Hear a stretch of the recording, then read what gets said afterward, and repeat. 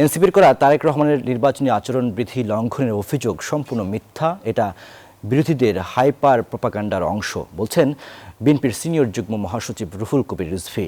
সকালে রাজধানীর বনানী কবরস্থানে আরাফাত রহমান কোকোর মৃত্যুবার্ষিকীতে তার কবর জিয়ারত করেন তিনি। বলেন, নির্বাচন কমিশনের অনুরোধে উত্তরবঙ্গ সফর স্থগিত করেছিলেন তারেক রহমান। পরে নির্বাচন কমিশনের নিয়ম অনুসারে প্রচারণা চালান তিনি।